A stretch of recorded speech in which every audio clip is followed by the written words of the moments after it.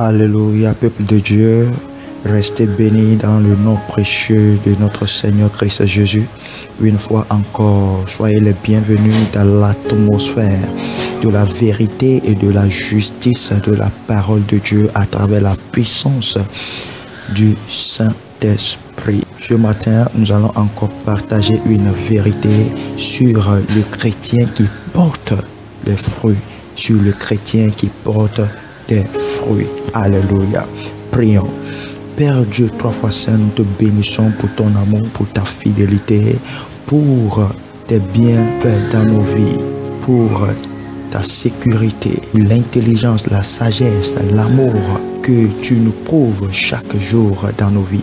Merci, Papa, pour la lumière de ta parole qui vient au jour le jour pour pouvoir nous enlever des griffes de la mort, des griffes de l'ennemi, au nom puissant de Jésus-Christ de Nazareth que nous venons de prier. Amen. Alors, très rapidement, nous allons prendre notre première lecture dans le livre de Jérémie au chapitre 3, verset 15 qui dit « Je vous donnerai des bergers selon mon cœur, et ils vous paîtront avec intelligence et avec sagesse. » Une fois encore, je vous donnerai des bergers selon mon cœur, et ils vous paîtront avec intelligence et avec sagesse. Voici la parole de Dieu. Que le Seigneur bénisse sa parole dans le cœur d'un chrétien au nom de Jésus. Alléluia. Voilà, le Seigneur est en train d'adresser sa parole à un fidèle ce matin. Il est en train d'adresser sa parole à un enfant de Dieu. Il est en train d'adresser sa parole à quelqu'un qui veut faire le choix de là où il doit adorer le Seigneur. Il est en train d'adresser sa parole à un enfant qui se pose des questions que voilà, depuis un certain bon moment, il a souffert. Il s'est vu dans la main des méchants.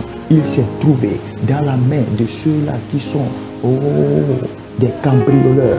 Et il ne saurait comment arriver à s'en sortir de leurs griffes. Et le Seigneur est en train de répondre à cette dernière, à ce dernier, par cette parole. Attends, afin que je puisse te faire comprendre et cerner ce que tu dois faire, mon enfant. Et il dit, je vous donnerai des bergers selon mon cœur, et ils vous paîtront avec intelligence et avec sagesse. Chers bien-aimés dans le Seigneur, aujourd'hui, bon nombre d'entre la congrégation, bon nombre d'entre rassemblements, les assemblées, sont sous l'effet de gémissements. Ils pleurent, ils se posent des questions. Pourquoi est-ce qu'ils sont dans de telles situations? Pourquoi est-ce que les choses ne marchent pas la manière dont il le faut? Pourquoi est-ce que si? Pourquoi est-ce que ça? Et ils vont jusqu'à l'extrême pour pouvoir même dire des hommes de Dieu, de l'Église, que voilà, le pasteur est en train de faire choix de personnes. Le pasteur a son équipe avec qui il fait ces choses. Mais bien aimé, est-ce que c'est la réalité? Oui, cela peut être une réalité d'une part, mais la réalité n'est pas totale. Raison pour laquelle il va falloir que nous puissions se référer à cette parole qui dit, avant que nous ne puissions revenir à Dieu, afin que nous ne puissions dire que nous voulons la main puissante de Dieu, nous voulons l'intervention de Dieu. Qu'est-ce qui s'est passé dans notre vie? Quel a été le message qui nous a été transmis? Quel a été le message qui nous a été transmis? Qu'est-ce que nous avions écouté? Qu'est-ce qui est en train de conduire votre présence dans l'église? Qu'est-ce qui est en train de conduire votre personnalité en tant qu'enfant de Dieu, identifiant avec Christ dans sa présence ou dans la présence de ses enfants? Est-ce que c'est la beauté? Est-ce que c'est la grandeur? Est-ce que c'est le renom que vous avez eu? Ou bien la beauté de l'église ou le nom qu'a cette église, c'est la raison pour laquelle vous êtes allé là-bas. Mes frères, si ce sont ces caractéristiques qui vous ont drainé à pouvoir être là où vous êtes aujourd'hui, laissez-moi vous dire, votre problème ne finira jamais dans votre vie. Et vous n'aurez pas à blâmer qui que ce soit parce que vous avez acté un aveuglement. Vous n'avez pas su à pouvoir poser des questions, à pouvoir demander à votre Créateur. Vous allez me dire que non, cela n'est pas possible. Comment est-ce que je pourrais toutefois poser une question à quelqu'un que je n'avais pas connu? Laissez-moi vous dire, la Bible déclare dans le livre, je crois très bien d'Osée, il dit, ce peuple ne m'avait pas cherché. Ce peuple ne m'avait pas cherché, mais je me suis laissé trouver par ce peuple. Ce qui veut dire, lorsque vous n'étiez pas chrétien, le Seigneur vous connaissait. C'est lui qui vous a créé. C'est lui qui a tout mis autour de vous. C'est lui qui dirige vos pas, sans même que vous autres, vous ne le saviez pas. Mais pourquoi est-ce que lorsque vous voulez maintenant faire le choix, vous ne pouvez pas revenir vers lui? Mes frères et sœurs, laissez-moi vous dire que c'est votre choix dans la vie qui déterminera votre joie ou qui déterminera votre détresse ou tristesse ou votre échec. Praise Master Jesus. Alors, en tant qu'enfant de Dieu, le Seigneur est en train de te dire que si tu arrives à un moment dans ta vie où tu commences par gémir, où tu commences par pleurer, où tu commences par dire « Ah, si et ça, et si que ça », cela ne vient pas de lui. Mais il va falloir que tu puisses retourner vers la source pour pouvoir voir ce qui est vraiment la cause, ou ce qui s'est produit, ou ce qui s'est passé. Ce qui s'est passé, c'est que tu as fait un choix sans le Seigneur. Tu as suivi la multitude sans poser la question à Dieu. Comment est-ce que je dois faire?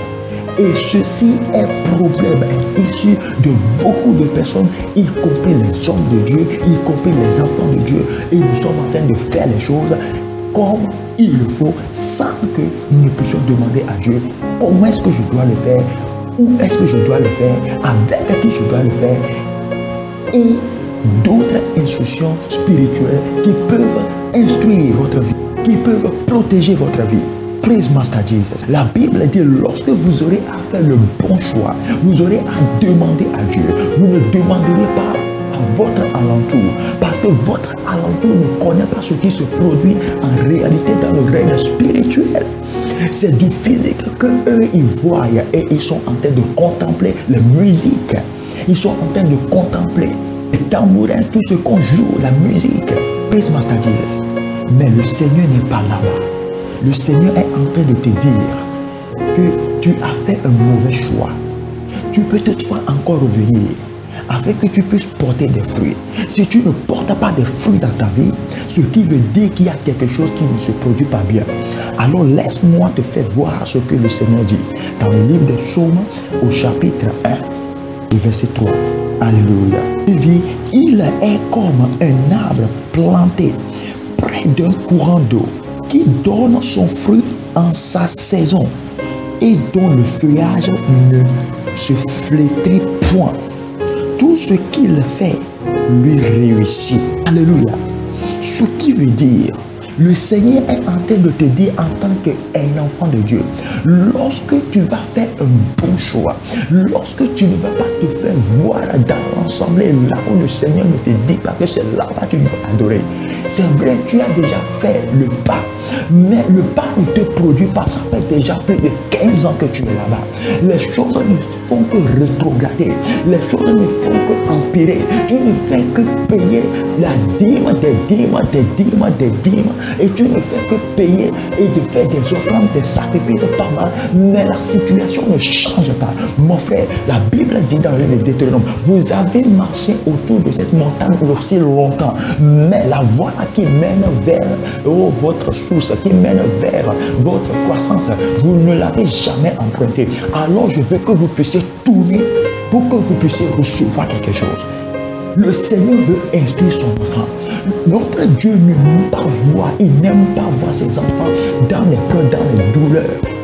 Il n'aime pas voir ses enfants dans la souffrance. La Bible dit qu'il a écouté les cris de ses enfants dans le désert. Et il a senti, il a eu un sentiment qui ne lui est jamais venu à cœur. Il a dit non, je dois venir en aide pour cet enfant. Je dois venir en aide pour ses enfants. Je dois venir en aide pour cette fille. Je dois venir en aide pour cet homme. Je dois venir en aide pour cet homme de Dieu.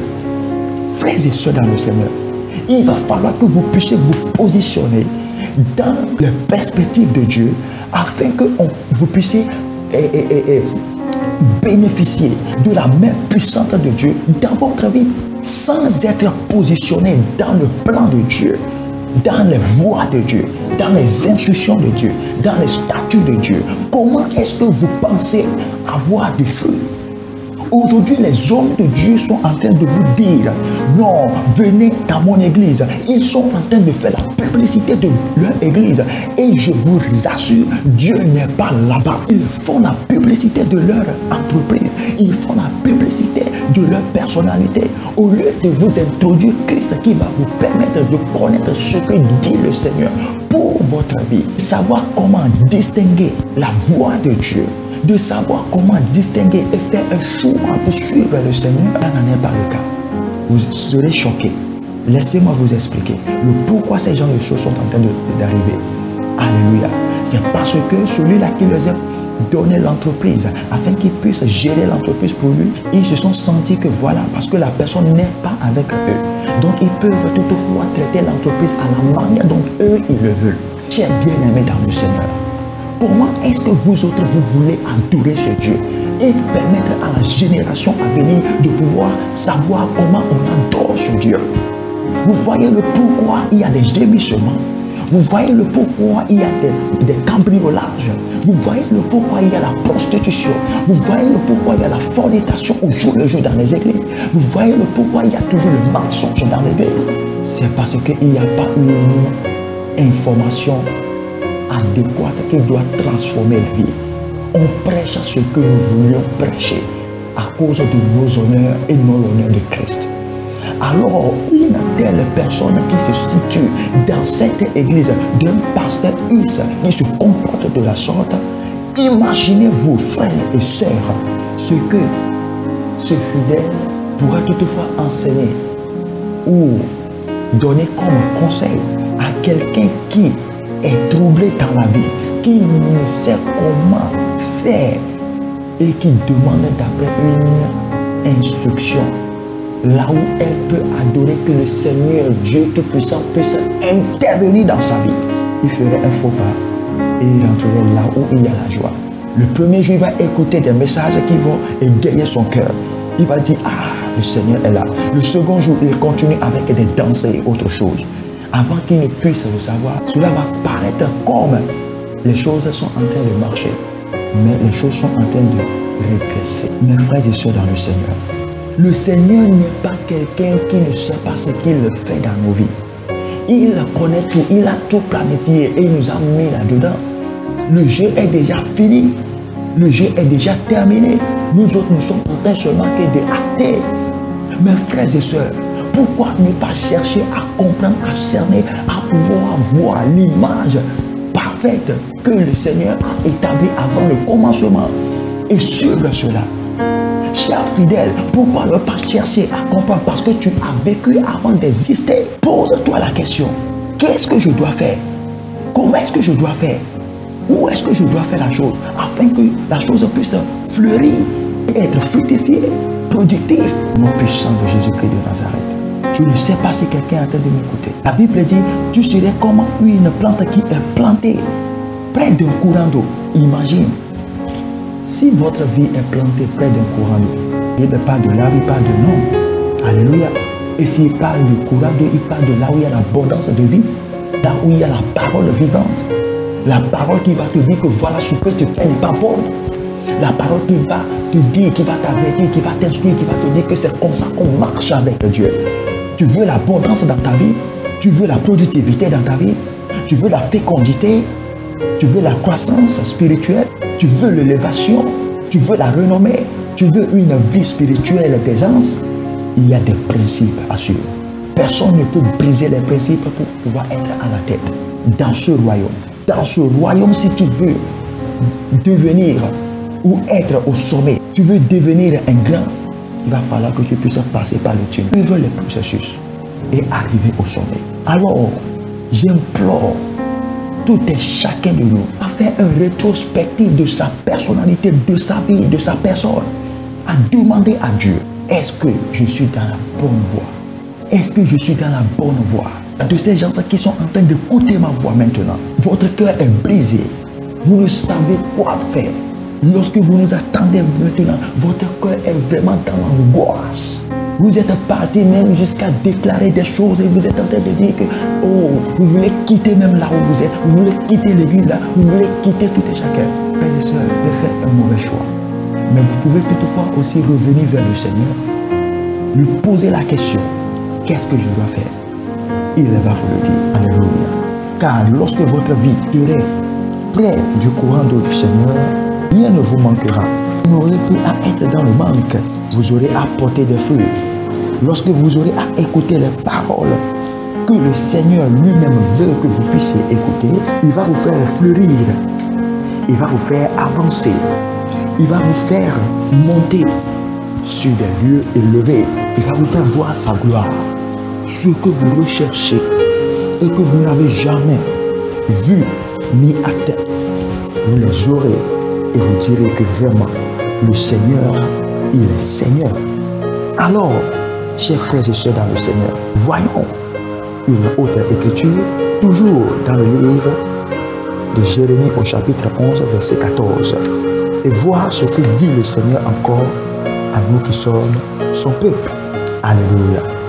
Je vois la grâce de Dieu tomber dans la vie de quelqu'un en train de changer sa position, en train de changer, de transformer sa personnalité afin qu'il puisse revenir dans sa grâce au nom puissant de Jésus. Alors, écoutons ce que dit la parole dans Jérémie 11, verset 14. Il a dit, « Et toi, n'intercède pas en faveur de ce peuple, n'élève pour eux ni supplication, ni prière, car je ne les écouterai pas quand ils m'invoqueront à cause de leur malheur. » C'est très pitoyable que celui qui vous a créé, votre créateur, ne puisse dire qu'on ne puisse pas intercéder à votre faveur, qu'on ne puisse pas plaider votre cas devant lui. Imaginez, vous avez une affaire à la justice et il va falloir que votre juge puisse intervenir pour vous. Et maintenant, le juge est en train de dire, hey, monsieur l'avocat ne peut pas porter assistance à cette dame. Et on refuse à celui-là qui doit plaider ta cause de ne pas plaider ta cause. Qui veut dire que tu as fait ou le problème est arrivé à un niveau où on veut vraiment faire descendre. On veut vraiment t'aviler. On veut vraiment te mettre quelque part où toi-même là, lorsque tu vas te lever, tu vas te dire que ah, tu ne sais comment faire. Et si tu ne sais faire, tu vas te donner à la mort. Mes frères et sœurs, le Seigneur est en train de dire à Jérémie de ne même pas apporter supplication à ce peuple. Parce qu'ils s'en ont été des gens étourdis, de cœur endurci. Ils ont endurci le cœur. Ils n'ont pas voulu marcher dans la voie de l'Éternel. Ils ont refusé de marcher dans la voie de l'Éternel. Alors le Seigneur a dit, non, et Jérémie, ne leur porte pas assistance. Ce peuple-là, je dois les corriger afin qu'ils puissent comprendre. Mes frères et sœurs, n'y a-t-il pas de pasteurs en ce moment? N'y a-t-il pas de pasteurs? Ce n'est pas les pasteurs qui constituaient les bergers de ces gens. Mais pourquoi est-ce que le Seigneur a d'avertir Jérémie? Afin que Jérémie ne puisse pas intervenir pour eux. Ce qui veut dire qu'ils se sont égarés. Ces pasteurs se sont égarés. Ils sont en train de se comporter comme eux-mêmes, en train de se comporter comme si c'était eux, les dirigeants de l'entreprise. Non, ils ne sont pas les dirigeants de l'entreprise de Christ. Non, à cause de leur ventre, à cause de ce qu'ils veulent, ils tombent dans l'égarement les gens. Ils amènent les gens dans l'égard. Si un homme de Dieu, excusez-moi, qui ne veut pas se donner à Dieu en totalité. D'abord, j'avais dit ceci dans l'un de nos message. Qui est appelé un homme de Dieu? Qui est celui-là qui est appelé un homme de Dieu? Celui-là que Dieu même a appelé selon son dessein afin de faire sa volonté parfaite. Mes frères et sœurs, pourquoi est-ce que vous êtes aveugles? La Bible dit, sortez du milieu d'eux, ne restez pas au milieu de ce peuple. Ils sont là seulement pour ravir, pour arracher de vos mains vos richesses et tout. Alléluia. Soyez vigilants, mes frères et sœurs, soyez vigilants. La Bible dit, ils sont au milieu de vous. Vous allez croire que ce sont des agneaux, mais ce sont des loups. Ce sont des loups ravisseurs. Tu veux porter le fruit, mes frères et sœurs, si celui-là qui est ton pasteur ne craint pas le Seigneur, ne reste pas dans la volonté parfaite de Dieu, et toi-même tu n'arrives pas à prier, à avoir du discernement concernant celui-là qui est ton leader, ce n'est pas une erreur, ce n'est pas une faute. Lorsque tu vas prier et demander à Dieu, Seigneur, celui-là qui me conduit, celui-là qui est mon leader, est-ce qu'il est réellement ton serviteur? Ce n'est pas une erreur. Mes frères et sœurs, il est temps à ce que la vérité puisse sonner dans nos oreilles. Il est temps à ce que nous puissions revenir à Dieu pour comprendre ce que veut le Seigneur réellement de nous qui sommes ses enfants. Lorsque tu ne connais pas celui-là qui est à ta tête, il va te conduire à n'importe où. Afin que tu ne puisses le savoir, si l'Éternel n'est pas ou n'use pas de miséricorde envers vous, vous serez tous rentrés et anéantis. Prie. Et je demande à ce que la grâce de l'Éternel puisse vous éclairer afin que vous puissiez faire un pas vers votre Seigneur. De lui poser la question, pourquoi est-ce que votre situation est toujours comme cela? Pourquoi est-ce que vous ne portez pas de fruits? La Bible dit, si nous sommes réellement de Christ, nous devons porter des fruits et nos fruits doivent demeurer. Laissez-moi vous dire, je viens de le dire, si la tête est mauvaise, comment espérez-vous la queue serait bonne? Aujourd'hui, les gens sont en train de crier Christ, Christ, Christ, Christ. Mais quel est ce Christ qu'ils sont en train d'appeler? Bon nombre de personnes n'appellent pas le vrai Christ, le Christ révélé dont a parlé le livre de Philippiens, si je ne me trompe pas. Paul dit, il va falloir que je puisse te connaître, je puisse connaître le Seigneur Jésus-Christ de Nazareth. Paul qui parle, puisse reconnaître ce Christ, connaître la puissance de sa résurrection, la force là qu'il a ressuscité des morts. Un chrétien charnel ne peut jamais porter de fruits selon notre royaume. Un chrétien charnel ne peut porter de fruits. Un chrétien ordinaire ne peut porter de fruits. Un homme de Dieu ordinaire ne peut porter des fruits. Comment est-ce que tu peux savoir qu'un homme de Dieu est ordinaire? C'est lorsque tout ce qu'il fait, il ne le fait que selon l'âme, les pensées, selon les sentiments, selon la chair, selon la conduite de ses imaginations, la conduite de ses diplômes. Laissez-moi vous dire que personne n'aide le Seigneur dans son œuvre. Personne n'aide le Seigneur dans son œuvre. Devant le Seigneur, toute intelligence est stérile. Il rend toute intelligence stérile. Raison pour laquelle il dit qu'il exauce au-dessus de toute intelligence son intelligence. Et c'est au-dessus. Cela surpasse tout. Et il a reçu un nom au-dessus de tous les noms. Maintenant, qu'est-ce que vous voulez dire? J'appelle quelqu'un, j'appelle le serviteur, j'appelle un ministre de Dieu, j'appelle moi-même, parce qu'on en a été tous victimes. Le Seigneur nous appelle à revenir en arrière. Juste seulement si nous sommes prêts de revenir en arrière, il va nous secourir. Si nous ne voulons pas, il ne va pas aussi le faire dans notre vie. Alléluia, alléluia, praise Master Jesus. Il dit alors, que ferait mon bien-aimé dans ma maison? Il s'y commettent une foule de crimes. La chair sacrée disparaîtra devant toi. Quand tu fais le mal, c'est alors que tu triomphes. Tu vois, lorsque tu fais le mal, c'est là où tu triomphes. Je crois que dans le Nouveau Testament, il est dit, c'est là où il y a des choses mortes. C'est là où il y a des choses mortes. C'est là les aigles viennent pour manger. Vous voyez? C'est là où il y a des choses mortes. Alléluia. Frères et sœurs, identifiez vos pas. Nous sommes dans les derniers jours. Nous sommes dans les derniers jours et le Seigneur est en train de nous avertir. Et il dit, il y aura assez qui vont venir en son nom. Dites qu'ils sont ci, ils sont ça, ils sont ci, ils sont ça. Ils vont conduire la multitude vers l'égarement. Parce que la multitude même ne connaît pas Dieu. La multitude sont considérés comme des docteurs de la loi. Ceux-là qui ont seulement la parole de Dieu dans leur bouche et non dans leur ventre, dans leur cœur, dans leur esprit. Ceux-là qui ne vivent pas selon la parole.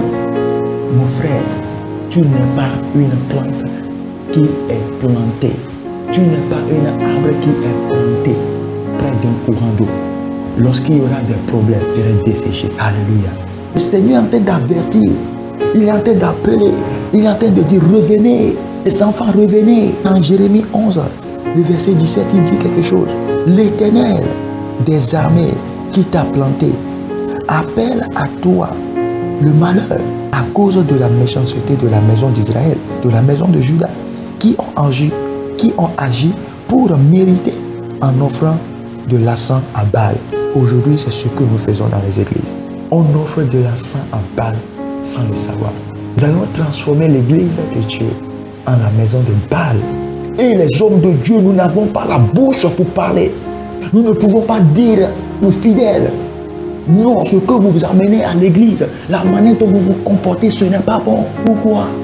Parce que vous avez peur de ce que lorsque vous allez leur dire la vérité, ils ne vont plus venir avec les dîmes, ils ne vont plus venir avec les offrandes, et que votre ventre serait comment affamé. Celui qui vous a appelé doit subvenir à vos besoins.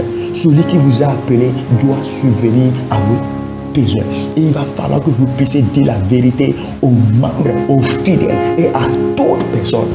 Ézéchiel 3,17. Il dit, lorsque moi, Éternel, là, je t'ai placé comme un sentinelle, et que je te dirai, dis à ce méchant qui mourra de ce qu'il est en train de faire, et tu ne lui dis pas là, son sang serait réclamé. En quel genre d'homme de Dieu voulez-vous être? Quel genre de serviteur voulez-vous être? Celui qui écoute de Dieu et qui fait, celui qui reçoit des instructions de Dieu, non selon sa chair, non selon ses émotions, non selon son intelligence, non selon sa connaissance, mais selon l'instruction divine de Dieu, selon l'inspiration de Dieu, selon, comment l'appelle-t-on, l'impression forte, désir forte que met le Seigneur dans vos cœurs pour faire quelque chose. Chers bien-aimés dans le Seigneur, je crois que nous sommes en train de partager des moments de vérité qui éclairera vous qui êtes membres et nous autres qui constituons aussi les hommes de Dieu à faire un pas d'humilité vers notre Seigneur, lui demander pardon, lui dire que non, nous avions failli, lui faire comprendre que oui, nous avions compris qu'il n'y a pas un feu qui embrase une forêt sans qu'il n'y ait pas un petit feu qui l'épée quelque part. Alléluia. Alléluia. Donc si nous sommes dans des problèmes, nous ne sommes pas féconds. Ce qui veut dire qu'il y a un problème quelque part. Et cela n'est pas loin de nous. C'est très près de nous. Alors cherchons à découvrir cela. Pour cela, rentrez vers le Seigneur Christ Jésus. Posez-lui la question. Dites-lui, Seigneur, aide-nous et il va vous aider dans le nom précieux de notre Seigneur. Alléluia. Praise Master Jesus. Alors, chers bien-aimés, écoute ce que dit le Seigneur dans le livre de Jérémie au chapitre 13, à partir du verset 12. Il dit, tu leur diras cette parole, ainsi parle l'Éternel, le Dieu d'Israël, tous les vases seront remplis de vin, et ils te diront, ne savons-nous pas que tous les vases seront remplis de vin? Alors dis-leur, ainsi parle l'Éternel, voici je remplirai tous les habitants de ce pays, les rois qui sont assis sur le trône de David, les sacrificateurs, les prophètes et tous les habitants de Jérusalem. Je les remplirai d'ivresse. Pourquoi? Parce qu'ils ne font pas la volonté de Dieu. Pourquoi? Parce qu'ils conduisent le peuple de Dieu dans l'égarement. Ils ne prêtent pas attention d'énumérer même le problème de ce peuple. D'énumérer le problème de ces gens-là. De connaître ce que c'est que leur problème. Pour eux, ce qu'ils veulent, c'est seulement leur vente. Mes frères et sœurs, Cher homme de Dieu, est-ce que c'est l'œuvre de Dieu que nous sommes toujours en train de faire? Ou bien c'est pour un gain? Écoutez ce que dit le Seigneur. Il dit, je les briserai les uns contre les autres. Il les briserait les uns contre les autres. C'est tout comme vase contre vase. Vous allez briser.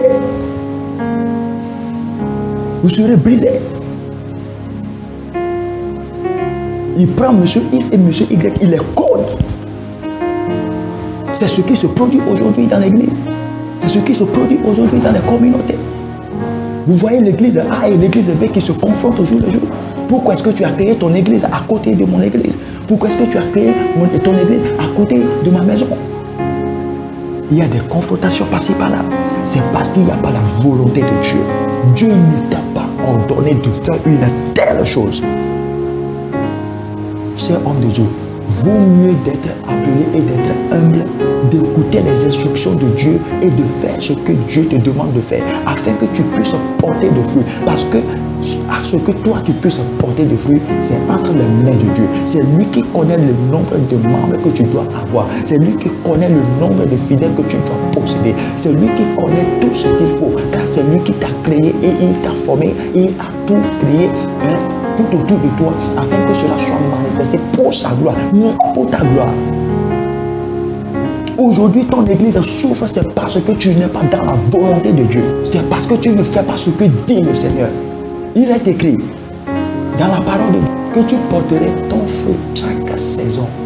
Alléluia. Et je crois que Zacharie est en train de nous dire que vous aurez apporté vos fruits chaque mois. Vous aurez apporté votre fruit. Chaque année, vous devez porter des fruits. Non pas votre puissance, mais par l'instruction de Dieu. Alléluia. Donc s'il n'y a pas ces choses, le Seigneur serait très en colère et va vous cogner parce que vous n'êtes pas dans son plan. Et il dit, va vous mener à l'égard. Vous-même, vous serez égarés.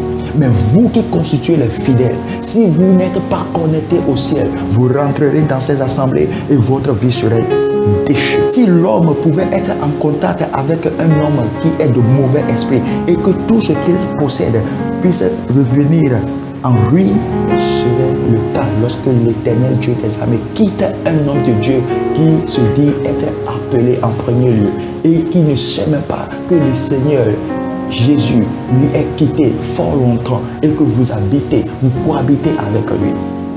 Porteriez-vous des fruits? Alors il dit, vous avez refusé à ce que je puisse vous façonner à la manière dont vous voulez. Et vous voulez porter du sang. Un poisson qui refuse de rester dans l'eau, dans la mer, dans les rivières, il mourra. Un homme qui ne veut pas rester avec Dieu, il mourra. Un arbre qui ne veut pas se fonder, ne pas s'enraciner dans le sol, il séchera et mourra. Alors, quel genre de chrétien es-tu? Quel genre de chrétien es-tu, mon frère? Quel genre de chrétien es-tu, ma soeur? Et quel genre de serviteur es-tu, homme de Dieu? Praise Master Jesus. Alors, il dit dans le verset 23, un Éthiopien peut-il changer sa peau? Un Éthiopien peut-il changer sa peau? Et un léopard ses taches? De même pourriez-vous faire le bien, vous qui êtes accoutumés à faire le mal? Bien-aimé dans le Seigneur, cher homme de Dieu, excusez-moi si je suis un peu arrogant dans les paroles. Nous ne sommes que les porteurs, ceux-là qui doivent siffler, appelés à pouvoir dire ce que dit le Seigneur, selon son inspiration, selon ce qu'il a mis dans nos cœurs, afin de faire revenir son peuple vers l'église primitive. Et homme de Dieu, chers fidèles, chère église, arrêtons, détournons-nous du mal, pratiquons le bien. Et le Seigneur prendra plaisir de nous et nous remboursera ce que les vautours, les sorciers, les hommes folles, les principalités pris en captivité dans nos vies. Au nom puissant de Jésus. Je vois ainsi la grâce de Dieu tomber dans vos vies. Et je demande à tout et chacun de faire un rétrospective vers le Seigneur et de prier le Seigneur. pour sa volonté parfaite. Si c'est parce que vous vouliez être identifié dans une grande église, dans une grande commission, que vous êtes en train de suivre le Seigneur, vous ne voulez pas vous identifier à cause de votre position là où vous étiez avant et que vous êtes chuté et que vous êtes dans l'amertume, mais vous ne voulez pas chercher Dieu là où il se trouve, là où il est près de vous. Mes frères et sœurs, vous allez continuer dans cette amertume, vous allez continuer dans cette détresse et votre vie n'aura pas d'issue. Mais lorsque vous ferez confiance en l'Éternel, lorsque vous tournerez votre regard vers lui, David dit, je lève les yeux vers les montagnes, d'où lui viendra le secours. Il dit, le secours lui viendra de l'Éternel des armées, celui qui a fait le ciel et la terre, celui-là qui ne dort ni ne sommeille, c'est lui qui est l'Éternel des armées, c'est lui-là qui connaît tout dans sa vie. Je dis toujours et je le répète, lorsque un homme refuserait dans cette situation de regarder vers le ciel pour pouvoir demander à son Seigneur, pourquoi Seigneur, je traverse ceci, pourquoi les choses ne marchent pas, et qu'il détourne son focus de regarder le ciel, mais de regarder en bas, il est en train de dire à sa personne que oui, je choisis d'être toujours un animal. Alléluia, alléluia. Excusez-moi, c'est les moutons qui cherchent leur solution à brouter avec la tête foncée dans la terre. Mais pour celui-là qui est un animal qui sort du Dieu vivant, celui-là qui dépasse tout, oh my God, il aura toujours la satisfaction de son mission. Il aura toujours la satisfaction de sa personne. Il y aura toujours la satisfaction. Alléluia. Je vois la grâce descendre dans la vie d'un enfant de Dieu qui a choisi de faire la bonne marche avec le Seigneur au nom puissant de Jésus. Alors, très rapidement, quels sont les pas à suivre pour être fructifiable? D'abord, il faut que vous, en tant qu'un enfant de Dieu, vous puissiez prier le Seigneur, avoir une relation intime avec le Seigneur.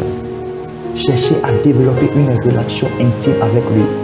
La Bible déclare dans le livre de Jean, au chapitre 15, verset 6, il dit que si vous êtes en moi, que je suis en vous, tout ce que vous me demanderez, je vous les accorderai. Il faut une relation de père et de fils. Et lorsqu'il y aura cette relation, il va falloir que tu puisses croître dans cette relation. La croissance dans cette relation, il faut. Et il va falloir que tu puisses connaître comment identifier, connaître la voix de ton Père lorsqu'il te parle.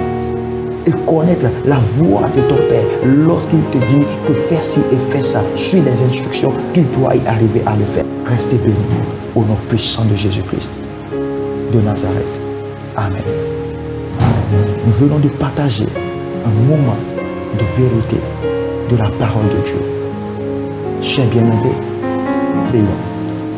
Éternel Dieu des armées, merci pour cette parole et bénis cette parole dans nos cœurs au nom puissant de Jésus-Christ de Nazareth. Une fois encore, Seigneur, nous prions et nous te disons, Éternel Dieu des armées, tout mauvais esprit qui va interpréter mal ce message soit anéanti et dégagé au nom de Jésus-Christ. Merci Saint-Esprit, car nous savons que tu l'as fait. Bénis ta parole dans la vie d'un homme, bénis ta parole dans la vie d'une femme, bénis ta parole dans le cœur de l'homme de Dieu qui veut réellement revenir vers toi au nom puissant de Jésus. Amen. Shalom, shalom, shalom. Vous avez écouté la voix de votre humble serviteur, S.K. David Ahor, évangéliste. Alléluia.